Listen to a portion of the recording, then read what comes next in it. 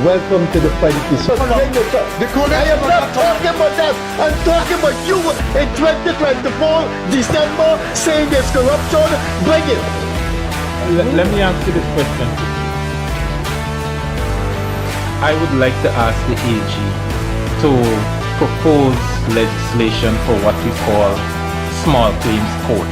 There are lots of poor people, for an example you just gave, that they have issues with others and sometimes with large firms, but the lawyer fee is greater than the fee you're claiming. It is their right. The right that someone has. All our rights exist in context. What is the context of a second medical opinion? Because you're disrespecting the process. No. Jesus, this is common sense, man.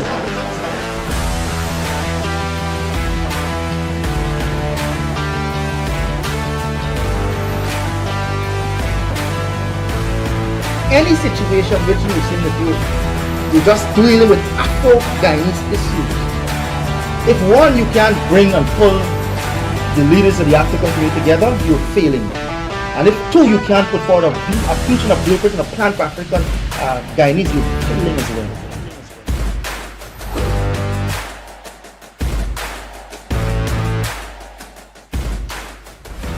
Pleasant Wednesday evening to you. Thanks for being with us. This is the Freddie Kissoon Show with co-host Leonard. We're broadcasting from the office of a cabinet minister that for the past 3 years this program has been in existence, has been very generous to us. This may be his 5th appearance, either 4 or 5, can't remember, but he has never said no to us. In the office of the Minister of Public Utilities and Aviation, the Honorable Member of Parliament and Minister Indar Deodat. Let me stretch over and say thanks again for being here. And I hope in the coming months we see you again. Another 3 or 4 times for the year. That is fine. You've always been nice to this program, and you're one of our honored guests. Thank you for those kind remarks. But I'm sorry that I didn't get a chance to come on earlier when you asked, but you know the demands of the job sometimes. But I know you would come, you, me, all right. Minister, we haven't seen you the second half of last year. You were on the first half of last year, so we haven't seen you. You were assigned to Region 3. I mean, you live there. What are the memories you have of the 2025 elections? So 3 and 2, Region 2 too. Oh, okay. So I was campaigning on those 2 fronts. Mixed. That is the word I would use, mixed. So if you recall pictures of the rally in Stewartville, which is one of our big rallies, right? Oh my God. Sorry. No problem, man. We about this program. Pick up your phone in some Somebody decided. Sorry. I should. You know, cut nothing. Sorry. I just keep it just in case an emergency. Yeah, the president may call. That too. Now, in Region 3, when you looked at the Stewartville rally, let's take that one. I was chairing that rally. The party asked me to chair that rally. I could not have seen the back of the crowd. Now, rally crowd and so doesn't always translate into votes. But I can tell you that we have worked in service of people.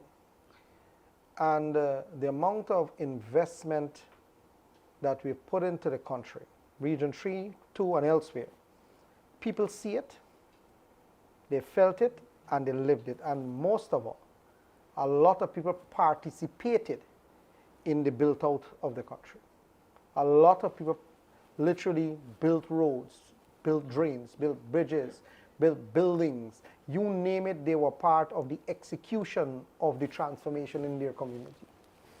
So the mix, when I say mix, there are those also who, I think if Jesus Christ himself come down, they will not be happy.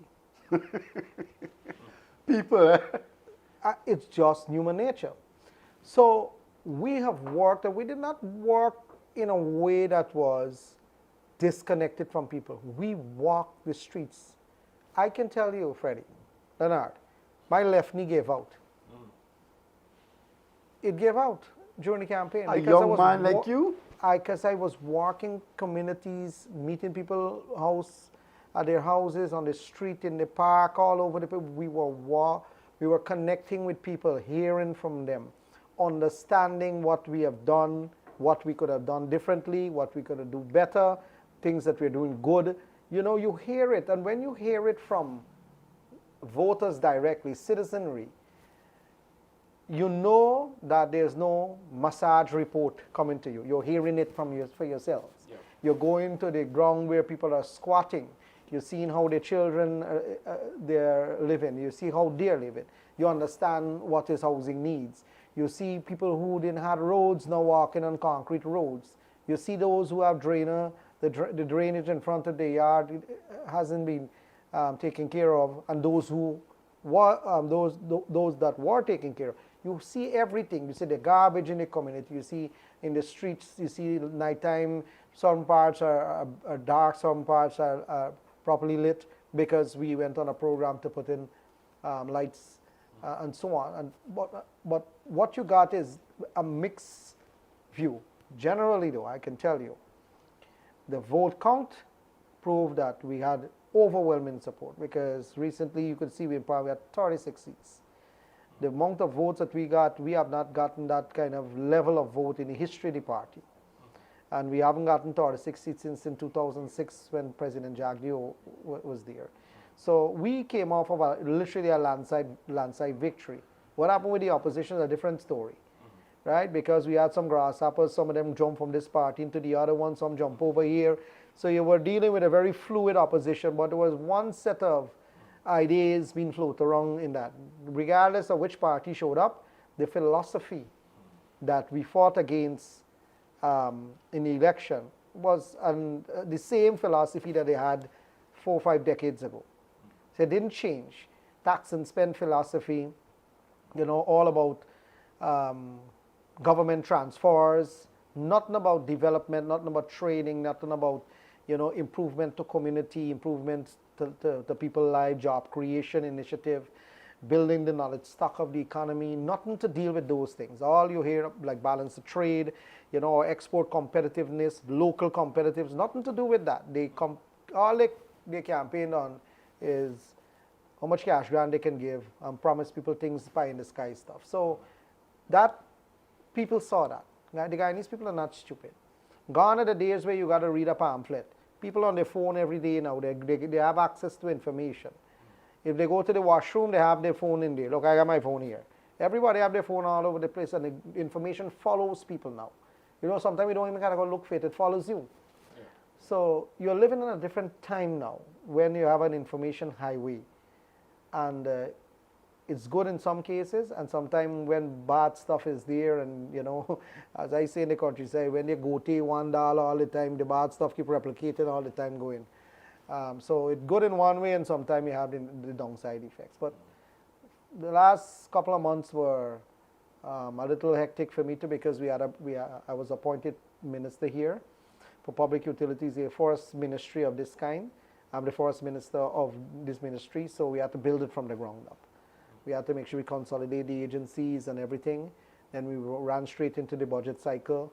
Then into the Christmas season, when, you know, we got a lot of social activities out there. We do a lot of toy distribution exercise in Region 3 and elsewhere. You know, we try to make sure the country is upbeat too. You know, you don't want to be in a country that, you know, people sulking all the time. You know, the country was very upbeat for the last holiday season. So, you know, you normally had to be out there. So sorry I couldn't come back to the show in the last half of last year. Never too late, man.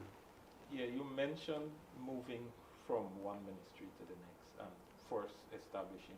What was the thinking behind creating this ministry? Well, what was said to me by the president when he appointed me, when he called me and he said, I want to do this. He put a couple of options to me, and some of them were not suited for me. But this one, he said, I think that I want you here because we need the big projects finished. We need gas to energy finish. We need to make sure we cut electricity by half, which is a major cost for people in this country. We want the aviation sector to be built out. All of the hinterland airships to be built. Terminal 2 of Chetty Jagan. We want to build 2 more airports now. One in Rosal, one in Letem. Then we want to go for an IKO council seat. We have never aspired to these things before. So GCA, we have to strengthen up them. We also wanted to make sure that we increase our capacity in terms of the amount of flights that come in and those destinations that we have going out to. So generally, we wanted Guyana to be a regional aviation hub. And so you need a dedicated minister to push these things. Then on maritime sector, the same thing. He wanted, President said we want the maritime sector to be a regional hub too, because we're thinking about, you have a whole lot of ports that are being built out for oil and gas purposes. But then you have commercial ports. You have dedicated ports like Veshi that deals directly with Exxon and feed operations for that. But then we want the Deepwater Harbor to spur some industrialization in the country too, where you have all sorts of things, which is gas development. You can have industrial area. You can have facilities to deal with repacking, reassembling, and all those things in the Berbice area. So we wanted Guyana to be a maritime hub too. So that's the vision of the president. So under your ministry, Yeah. you'll take in river transportation as Yeah, well, yeah. and Air. river air Yeah. and GPL GWI as well. GWI. Okay. So we have Public the water utilities. sector. Yeah. Right. So we have the water sector. Again, we want to make sure the hinterland have access. As you know, in Region 9 and so on, those other places, you can't, you don't get much iron content in the water. So it's actually from the well, you can actually drink it. I was recently in Karasaba and commissioned 4 systems.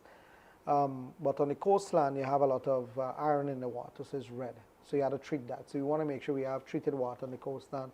We are aiming for 100% treated water too. So we've been building out these plants, and so we have to now continue on that steady and quick pace of delivering treated water to people.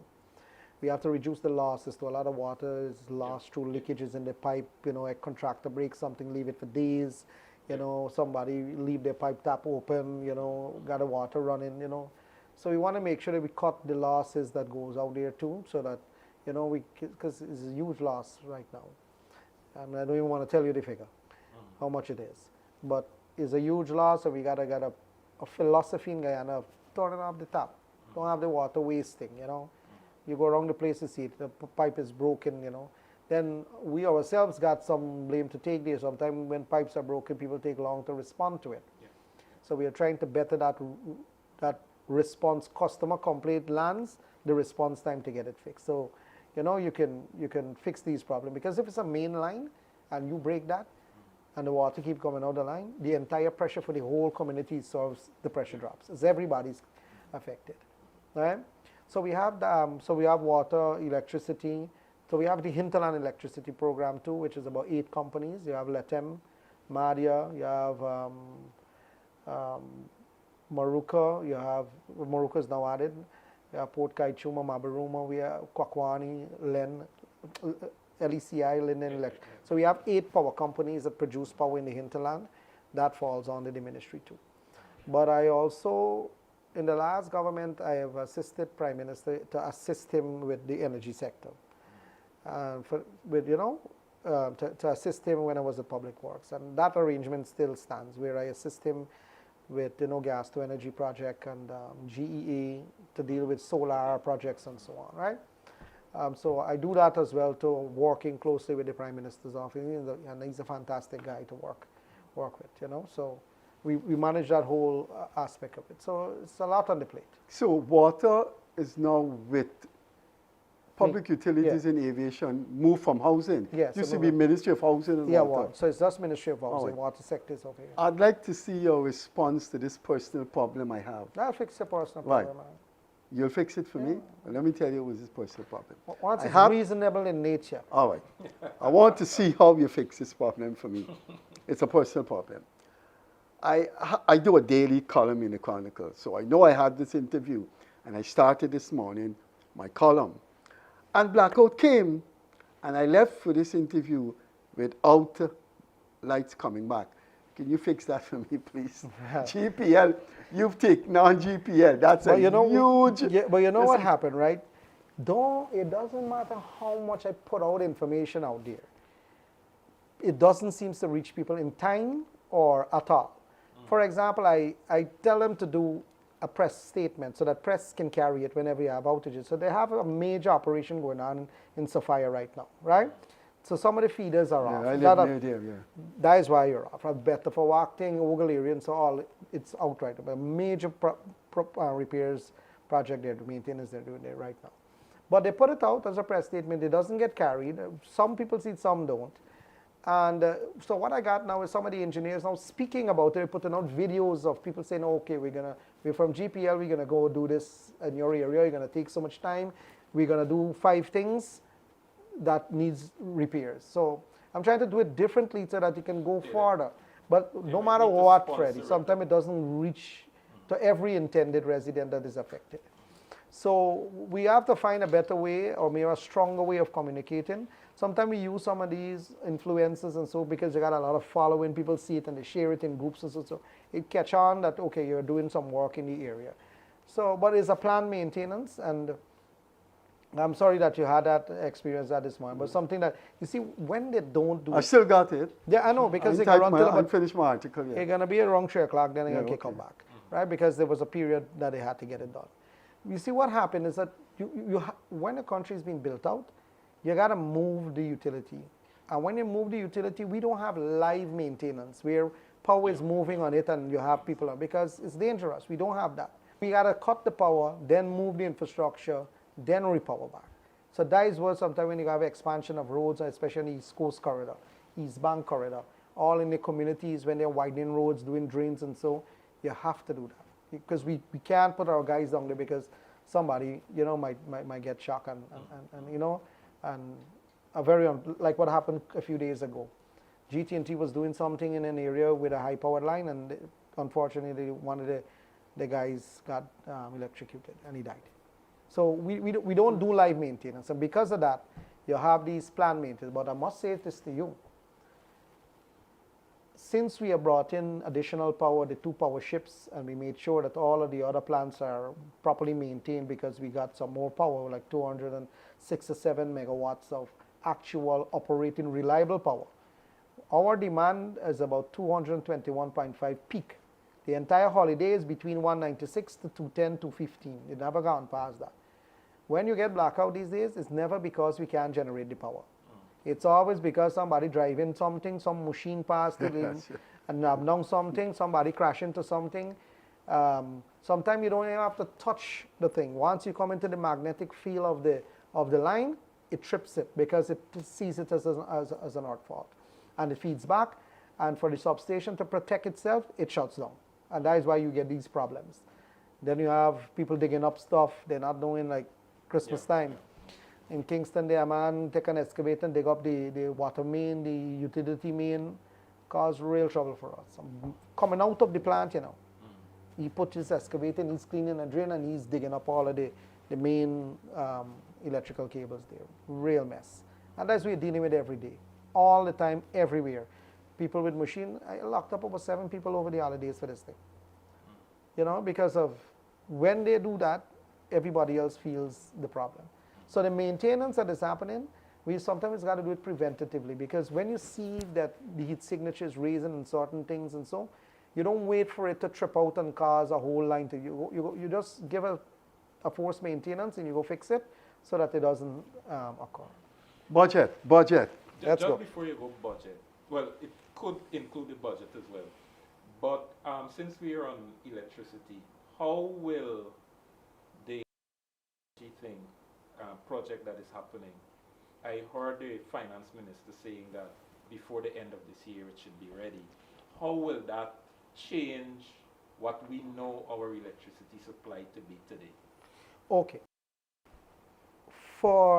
Since we became a republic and you have a grid, we have had 69,000 volts going as we call high voltage bulk power. When that power goes long distances, you remember if you have a drop car, the power, the current drop as it go longer distance, right? You know. Yeah. Same way with the grid. So if you have bulk power moving at 69,000 volts, and you got to go far distance, you have to keep putting, carry up the level of the voltage so that it reach houses and you don't get low voltage. When we conceptualized the gas to energy project, we said 300 megawatts of power based on the pipeline size, how much gas you have coming in terms of sure supply of gas to power it. We are moving away from fossil. We are going to using, we are moving from HFO, and we are going into gas as a feedstock fuel. So we decided to put for the viewers just before you continue, HFO is heavy fuel. heavy It's a fuel, black fuel Black like that my shoe, right? And something similar, a little thicker than diesel and so on. tick is bad for the environment, bad for everything. But that is what we use because the engines were reciprocating engines, step-up engines you call it. And for years we've been doing it and it worked for us here. But now we found out they have gas, we're monetizing the gas, we're using it to generate power. That's like everybody else that have it on Earth. So we have upped the level of the voltage to 230,000 volts now. So it's moving bulk power at a higher voltage so that it breaks down now to 69,000 volts, and then it breaks down from 69,000 to 13,800 volts, which is in the community you see some wires running, that is 13,800, 13.8 kV they call it. So first thing is that the bulk power now is moving at a higher voltage, you can go longer distance, so you can evacuate more power. So never before have we had so much of power in one place too. Now all is at Wales. So at the end of this year, there's the last approved schedule that we sat with the contractor, and we had some issues with the contractor before. Yeah, those were publicized. And we moved past that. So we said December of 2026, the simple cycle will be delivered. Simple cycle means they have 4 turbines that each turbine will generate 57 megawatts. So you will have 228 megawatts from simple cycle. The combined cycle is using steam as well back into energy system. 2 other major steam turbines will generate the balance to make it 300 megawatts. So we'll get the simple cycle, which is about 228 megawatts. So at December, we want to make sure that now is put into the grid. For you to put that in the grid, it's not a couple of wires put together, and so this 228 megawatts of power. You have to build out substations at Wales, commercial and residential substations, to break down the power to move it across. Then you have to build a substation at the back of Eccles there, at Good for Wakti. If you go to New Highway, you'll see some substations there, which is where we put a control center. There now we're going to break down the power from 230 kV to 69 kV, and then we'll distribute it to everywhere. What we have is now a ring circle. We are building between Eccles and the Baghdad, Good for Wakti, Sophia, and New Georgetown, where that Eagle is. We are building a ring circuit to distribute the power. We are also moving the power from Wales to Hoop, and we already signed a contract to move a cable under the Demerara River to come back to Kingston. And from Kingston, we are building the line 5 from Kingston to Sophia. So you have a ring circuit. So the power is not trapped at any position. We never had this before. What we had is a linear system. So when you get shock in one place, the whole system went down. Power could not have been rerouted. Now we're building that out. And well, right now, the cable under the river, because of the amount of damage, and actually the capacity of the cable can't carry more than 7 megawatts of power. So if you have all that power coming from Wales, and something wrong with the other line that's going there, all the power is trapped over there. So we just went into a contract to put a cable under there to bring over between 180 megawatts to 200 megawatts of power over to Kingston, and then it will distribute again. So we are building out a more reliable backbone of transmission and distribution. That's why the budget had over 66 point something billion for that alone. Because you need that to have stable power. And the difference between reciprocating engines, when your engine go down, when you have to start it, it starts and it builds up the power. It takes a while to build it up. These turbines, they don't take so long. They work faster because injectors, these reciprocating engines work with injectors.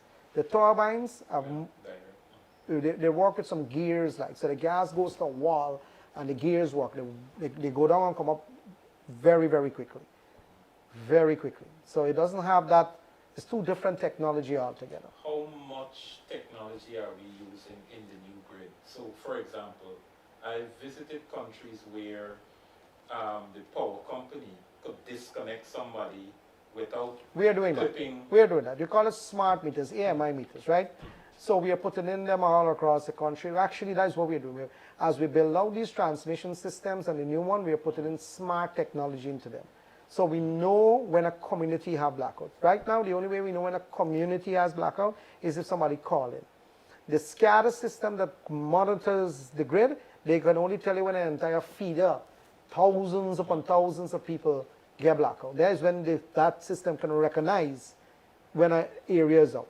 They can't tell you if Monrepo is out alone within the feeder. So if the feeder feeding 15, 20 communities and one in have power because of some transmission or some kind of thing inside the day, or transformer gone or so, it can't tell you that happened there. But what we are doing now with this build out, we are making sure we put equipment to monitor when an area have blackout. You see it on the SCADA system. That is why we're building the control center right at the back there to help us with that, so that we can be able to understand when communities have blackout. So you don't wait on a person to call. You understand, you see it on the areas out. So you can be able to dispatch people to go and check what's going on. You sound like an engineer there the past 5 minutes, man.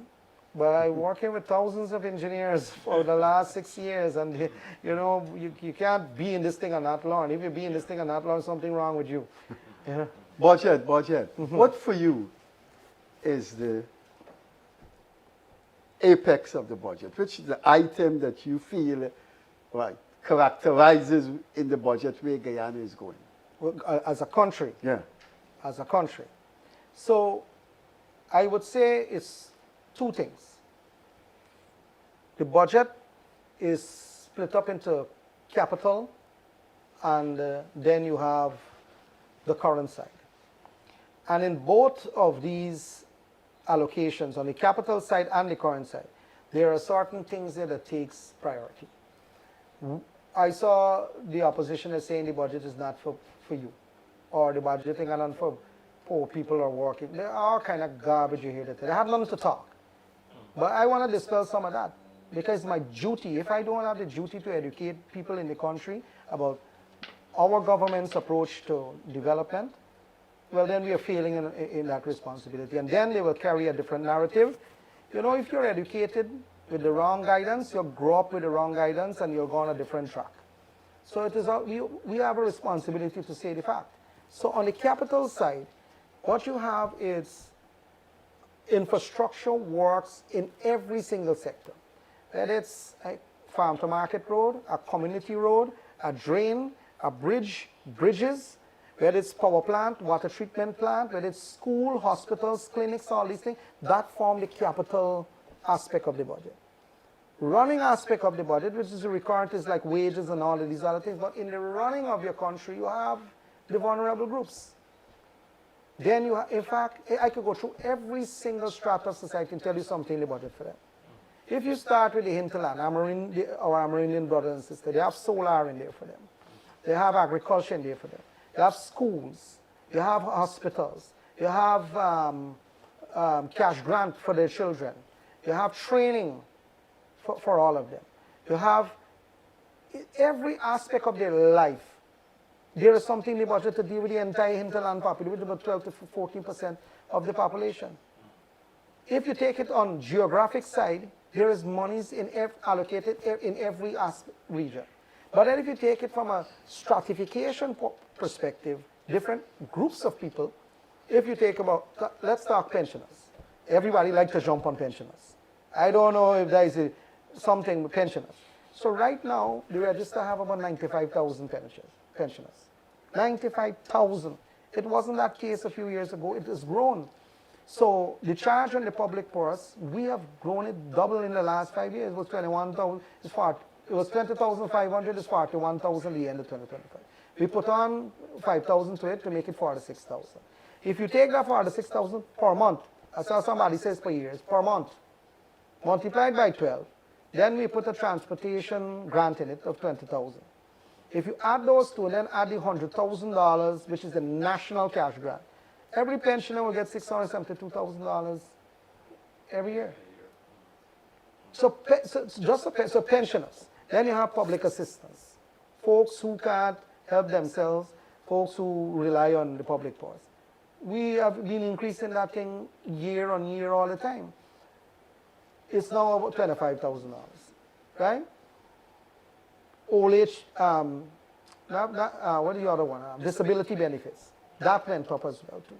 Children that goes to school, cash grant for them, now $85,000. So that group, all that group. Mothers, first-time mothers, they get something. Women, elderly, and disabled people, I covered those here, right?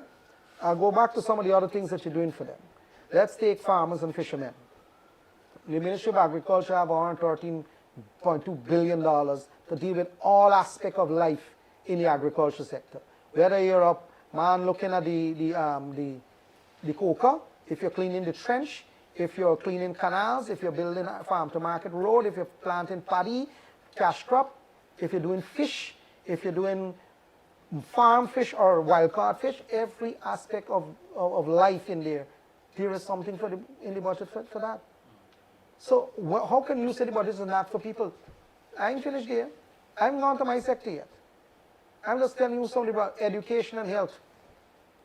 If you can't go to a public facility and pay money, we have free health here. Look how much of the hospitals we're building. Brand new hospitals, proper hospitals. I go to those hospitals myself. I go to the one in Leonard. When my knee was giving a problem, I went there. The other day, something with my jaw, I went there. Very clean, well-kept, professional people. We're building it out. And you don't have to pay for it, so it reduces your cost of living. Education, same thing. $183 billion for education. From ground up to university free. Where else in the world you can go get that, Leonard? You go to the United States, student debt is one of the biggest problems. Canada, the same story. Here is it, we are a small country, a young republic, and we are offering our people free education. And if university ain't got the program you want, go have it. Overseas Guyanese are actually coming back, study at our university. Go have it. So you're talking about every aspect of society. There is something in the budget for you. So when people say the budget is not for you or the budget is not poor people friendly, so I want to know who's these people? This $20,000 transportation for our viewers, could you tell us the describer? Well, it's a new thing. How it's being operationalized? So, is it a cash thing? Or? Yeah, it's a new thing, but it's something that was promised on the campaign trail. Remember, everything that is in this budget was drafted and came out of the manifesto. We went out and we campaigned on these things. So we don't. It's yearly, right? Yes. That one, the grant is an annual one. The transportation grant and you're getting it as a voucher or something? Well, it's part of a cash delivery, so I don't think it will be I don't think we discussed that one as here. But if you're giving cash grant, we normally give the cash grant, the uniform grant. If this one, it obviously will be cash, right? So that $85,000 goes to per child. You understand me? So the name, just find any group of people in society that you believe did not get something, and I'll tell you where they got it. The income tax threshold went up to $140,000. That brings in another 5,000 people within the tax bracket now in paying tax. You are another 5,000. You remember we moved it to $30,000, now gone to $140,000. We pick it up to over $66,000 a couple of years ago. And it literally doubled and counting. Some of those expensive cars gone down now. Yeah, look at that. 50, People who normally do mining, they use these pickups to go in there. Farmers use it. People out here use it. Stylish depends on which one you buy. Look, flat tax season. Flat tax for 2,000 cc. Flat tax for between 2,000 to 2,500. You pay $3 million. So 2 million for 2000 cc, and between 2000 to 2500 is 3 million. Then below 1500 cc, we take off the VAT on that too. So there is a lot that we have. You don't come to your ministry. You know? He didn't come here yet. They come here talk all day, but they ask any question. The ministry, so we have some big things in the ministry. So energy, power generation, solar, 100, on the energy sector, we got 119.4 billion. So some of that is with gas to energy, 10.7 to finish the gas to energy project control center that I was explaining earlier. But then we also have some monies to deal with aviation. We have 3.2 billion for the Terminal 2 at CGIA. You know that 433% there about increase in passenger travel. You had to build a new terminal. We can't, the small terminal there outgrow itself. Plenty of people, close to 1 million persons, 972,000, close to 1 million people went through the airport last year. Every year it's going up. And as economic activity continues in Guyana and continue to have this level of buoyancy, you'll have that level of travel happening and increased travel. So you got to cater for that. So we are doing that. In the maritime sector, we are dredging the Demerara and the Berbice. You hear bauxite talk about Berbice and bauxite. Normally you have about 7 ships moving bauxite up and down the Demerara River every day now. We had to dredge the river. That's not just for bauxite, it's for cargo ships. 80% of the world cargo moved by ships. That's UN data and Indar data. Guyana, no different. Anything you don't manufacture and you consume, we import. All of the packaged goods, canned goods, all of those pasteurized goods so that we don't produce here. Everything comes in, all your consumable, down to the match that you use to light your stove or whatever you use to light your stove, we bring in. So how it comes in via sea, most of it. So we got to dredge the port because right now we got about 6.5, 7 meters depth. You need more to bring in the bigger vessels. Because if you have a vessel bring in containers, let's say you're coming from China, and it brings 120 containers, making that journey. And you can get a vessel in here that brings 3 times that size, the same journey. It means to say you cut the unit cost of freight. And when you cut that, the landed price here goes down because remember, taxes are calculated on CIF value, cost, insurance, and freight. So if that value is low, your taxable amount that goes on that is low, that means that you can sell your things in the market and the shelf lower, maintaining your same margins. As an importer, you can resell it lower. So it is designed to bring down cost. Everything is designed to bring down costs. Same thing with the energy. We say we want to cut your costs. It's to reduce cost of living. Right? Water, the same thing. Right? We want to reduce, when we talk about education, you don't have to pay for it. Health, you don't have to pay for it. Once you don't go in your pocket, it reduces your cost of living. Look at fuel. In the budget that we just normally take off the tax, the excise tax on fuel because market prices were relatively high for a number of years. And we did not want to add tax to further hurt the Guyanese consumer when it comes to fuel. So we removed it. It cost about $100 billion. That is money that people didn't have to pay, government absorbed that. And just the market price, as it reached here, landed price, and they sell it at the pump. That's why Guyana have one of the lowest cost of fuel at the pump. There was a study done on it. Those are the things that, you know, we don't jump and clap about all the time, but that is what we do to make sure the cost of living is kept in check. Because you have so much going on. You have so much going on in the world with freight prices increase, with imported inflation. You have all them things going on. So we in Guyana, what we did is use what you call a pre-COVID freight rate to calculate your taxes assessable when you import goods. It means to say if the container, to bring a container from China to Guyana was $3,300 prior to COVID, after COVID things went like this. It reached till to $21,000 to bring that very same container. So what we have done as a government is reduce the freight rate to pre-COVID level, so your cost, insurance, and freight become a smaller figure. Therefore, your taxes that you paid on the goods that you imported was a lower figure making the cost for land your goods here, whether it's raw material, finished goods, packaged goods, whatever it is, cheaper. So that we control local, we don't import that inflation into the country. This is your 5th appearance on this show, and I think I should have gone in a certain direction in those 4 previous shows. And so I take this opportunity now because I think journalistically I should have done that. Tell us a little, I've never asked you this, and maybe so many viewers would want to know. Tell us about your life. Where were you born? Where did you grow up? Your schooling? Were you a bad boy in school? Fighting in the schoolyard?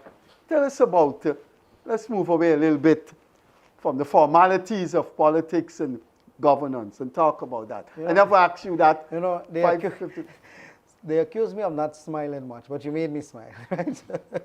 So, it's going to be a long, how much time do I have to tell you? Huh? How much time do I have in this show to tell you about that? You don't worry about that. You just talk, man. You talk. So- don't restrict yourself. Talk. So- when it's time to go, we'll go. So I was born and raised in Vredenhoop in New Road. There was a yard there that have about 11 houses in it. And my mother, she hailed from Essequibo Coast. She was raised in a place called Golden Fleece Estate. And then she came and she had her husband, and they had 8 children. And the gentleman died. And my mother used to do, she was a TSU rank. She used to do guard work. So she used to work by the silo in the guard hut there in the nights, in Rumsick.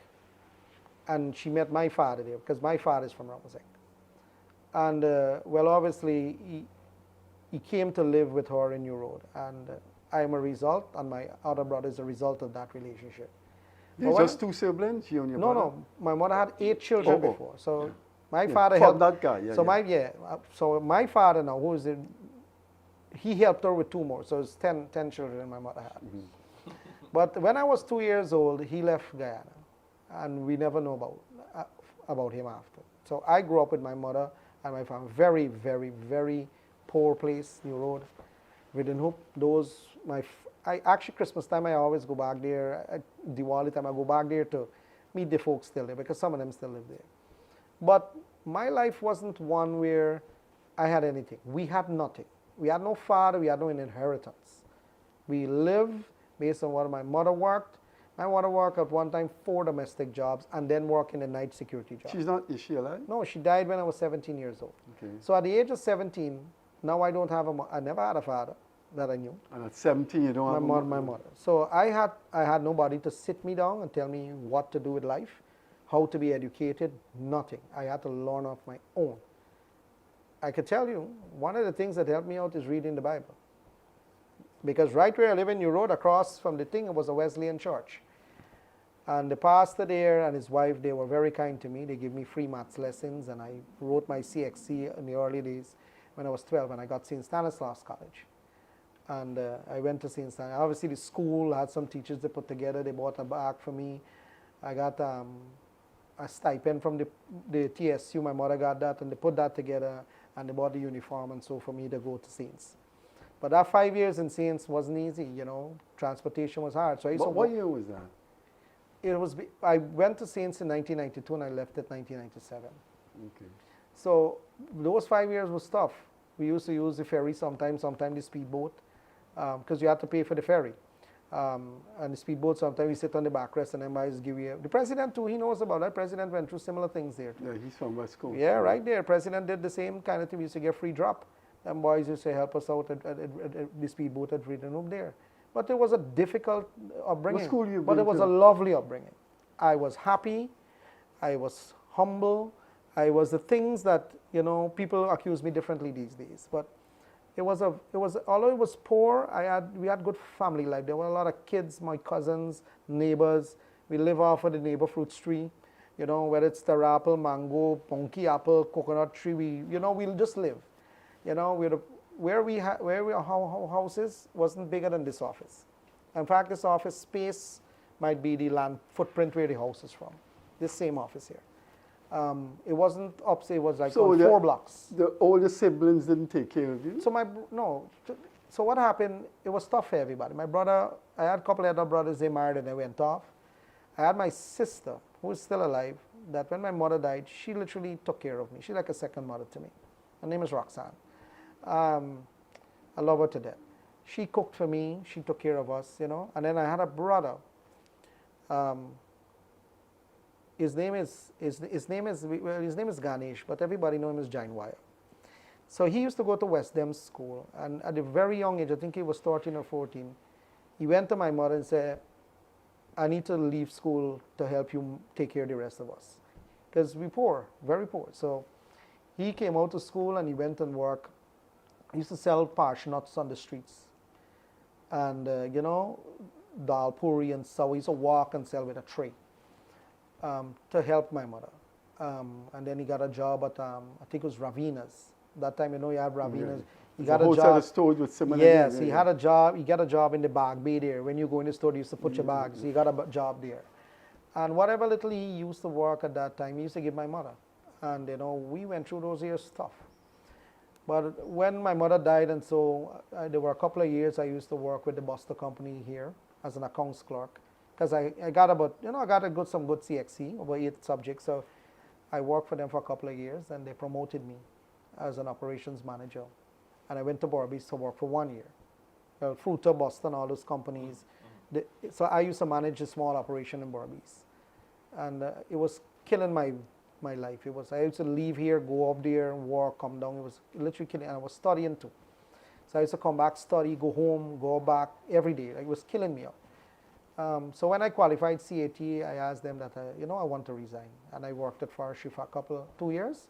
From 2002 to 2004, I was the assistant accountant there. And in that 2 years, I finished ACCA. And then Sterling hired me as their finance controller and company secretary. And for 18 years, I stayed at Sterling. And I developed my life and my social standing and my education. That's why I can see all them things on the wall. At Sterling, I studied every single thing there.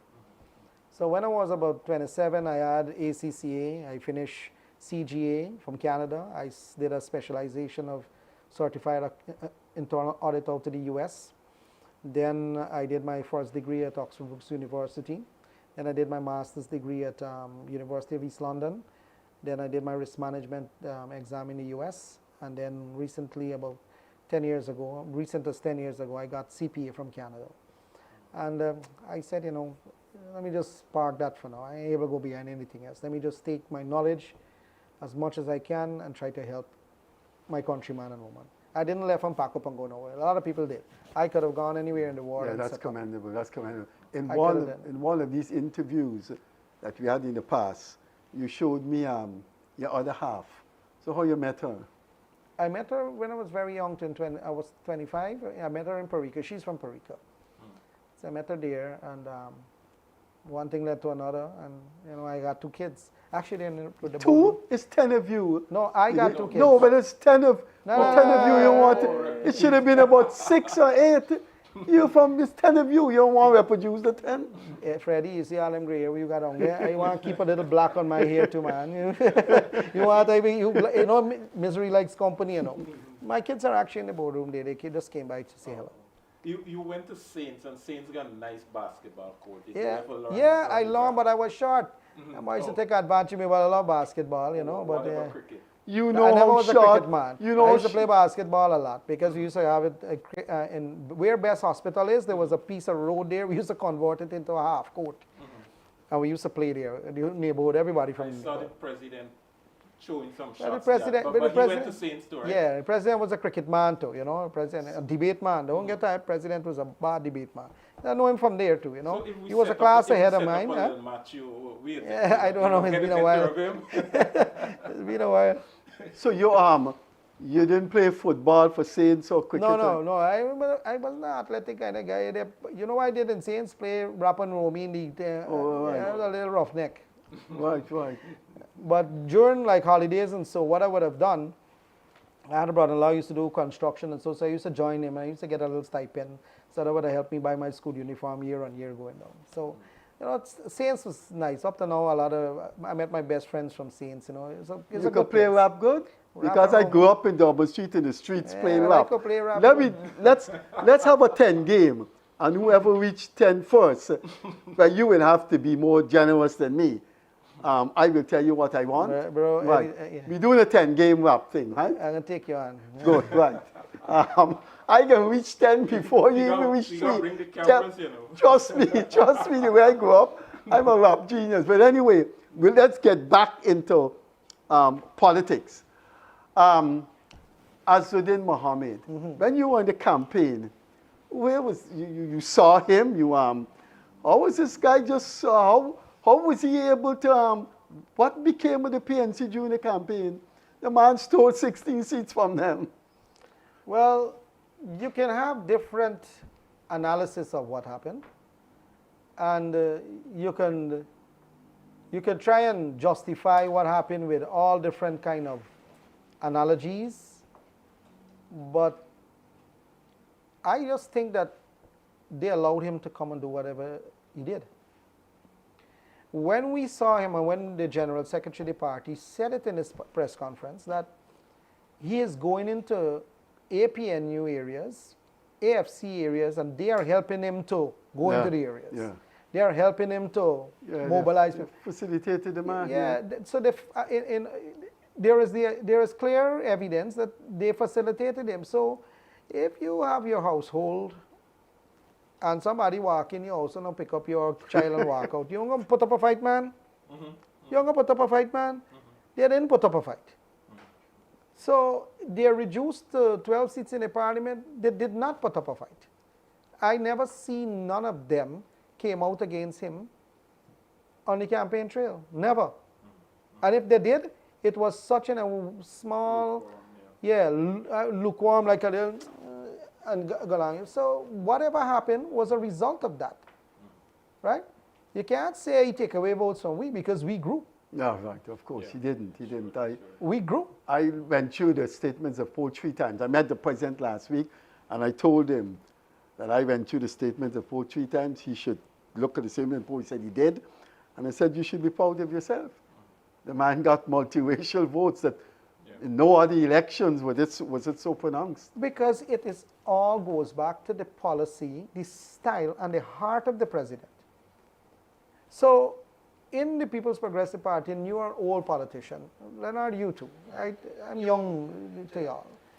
In the heart of the party's pro-poor policy, most on all of the things that we do is concentrated to benefiting people. Listen, the Bible tell you do that, you know, man. Why you don't correct the minister? You're not that old. The Bible said, do they know? Every religious text said, do they know? Help the poor, help the blind, help the maimed, help the fatherless, those who are downtrodden. You know, the weak in society, the voiceless. That's the budget speaks to every vulnerable group. Yeah. Our policy in the party drives that philosophy. Look, Leonard, who was the example of labor for wage? Jesus Christ. He was the son of a carpenter. He was a carpenter. He worked for your money, worked for your gains. Since when we are a nation only depending on certain things? No. When we were growing up, you had anything like cash grant? You had anything like free education in terms of university and all. A lot of things that you're getting now, we couldn't afford it in those times. So we have to make do. We have to work to develop ourselves, work to educate ourselves. We have to put in the effort as an individual. When your obituary is being written, it can't be that you just collected or you just gotten stuff. You had to, when your obituaries are written, when people talk about you, they'll talk about what you did, what you went through, how you approached it, what you did to get by, how you have elevated, what did you leave behind. It's effort they reflect on, what you did. You know, so I guess going back to the question about, you know, what happened in the elections, you know, everybody got a different view. Some people say the timing, some people saying that the Win Party, the timing of it was advantageous to him to move those votes over to him. But look at the AFC who had all of them out. Yeah. They didn't even get a seat in Parliament. Not one seat. Another third party, Amanzo Walton, forward Guyana, got more seats in the AFC. No, she got a left back vote. Yeah. Let me make it clear. She got the left back vote and that went to her party. Let me make that clear, because I heard she making some serious overtures down there about, you know, like if she's controlling, she's the one and only, you know, she's the best thing since sliced bread and golden cream margarine. She got left back both eyes how she ended up in parliament. Right? I told a relative that I'm coming to have an interview with you, and I was asked to ask you a specific question. Right. He said he don't really believe that anything could reduce the electricity bill. Can you give him and other Guyanese assurance that electricity bill will be reduced, that you can see it on your bill, that your bill is actually going down when the gas to energy comes into effect? Well, I will give it the commitment that not just from me, the party that I belong to, the president that I serve, has said it in a manifesto publicly. The president went when he addressed everybody on the at Artuchong the other day. The The 19th, what was that day? The The 17th 17th of December? I think probably the 19th. No, No, the the 17th. 17th. The The 18th 18th and and the 19th 19th was was the the outreach outreach region. region. The The Right, 17th. right, 17th. 17th. The The president went there. there. This is the president of the whole country. And the minister responsible to get it done. But the president of the whole country didn't go in a little room with 10, 20 people. He called everybody, the country was everybody, the diplomatic community, everybody, private sector, everybody. And he went on national television, live stream it, and made that commitment to Guyanese people that it will go down. So tell the gentleman that he must take our word for it. That there is nothing that we said we were going to do that we didn't do. Everything that we said we did in the last 5 years, we set out to do in the last week, we did all. And more. Now we have a new manifesto, we are already kicking off on it. This budget is a reflection of taking those promises and making them reality by putting money in all of the different programs to kickstart some of them. Some of the capital ones and some of the current projects in terms of the promises that we made in 2025. So when we say something, you're not speaking to avoid. When we say something, we know we're going to do. That's why we don't make promises that are airy-fairy that we can't deliver. We leave that for the other parties to do. They make promises when they know they can. They're very well knowing that they can't deliver it. Sustainably, they can't deliver it, and the economics does not support some of the promises that they're making. We don't do that. That's not the philosophy. Right? So tell the gentleman, he doesn't just have my commitment, he have the government's commitment, and he have the People's Progressive Party, the party's commitment, because that is what is in the written manifesto that were launched by the party too. Right? So any more other commitment than that, I don't think I can give you unless you wait and see it when it happens. That you see the tariff was at one point, and then with the introduction of the new power plant, because what is happening with the new power plant, we'll be producing power around 5 cents US per kilowatt hour. The gas, is it that pipelines will be run like water pipeline to deliver gas to people's homes? No, we have not gone there as yet. Yeah. There is where we are with the gas. So offshore to Crane, there's a pipeline near the road. And then there's another 12-25 kilometers from Crane where it lands near by Mary to take it to the backland still to Wales. So right now if you go to Wales at the power plant, you will see the gas pipeline coming up there with all of the controls that is just waiting there for when the plant is finished to feed that gas into the natural gas liquefaction plant that's going to strip out all the impurities and then feed these turbines to power. So the gas is running there. So this is a dry power. It's not for, we have not, that discussion has not been had as yet to run it, so when you know, you have it in the house. From the same. Well, I don't, based on the size of that pipeline, and what we're going to use the gas for, it will be utilized there, that pipeline. Either for, well, we're doing power plant there, right? As you know, we have an RFP out, which is a request for proposal, for those who know the acronym, for a gas bottling and logistics company that will put, should be designed using that very gas, the excess gas, to make cooking gas. So we intend to make about 3 million per annum. That is the design parameters, 3 million per annum of 20-pound gas, right? Which works out to some 8,300 bottles a day, right? Then you have fertilizer and a urea plant. We already went to the RFP for that, the request for proposal, to do about 300,000 tons of fertilizer, because you know natural gas is actually a main input into making fertilizer, right? And when COVID happened and so on, and the air freight rates and so on, and fuel price went up globally, because natural gas is used to make fertilizer, and the fertilizer prices went up. So our farmers suffer from it. So if we can produce it here because we have it, why not? Why not? So that is why those two projects are out there. The RFP are out there, closing sometime shortly. Matter of weeks. Operator signal, we got 2 minutes left. So let me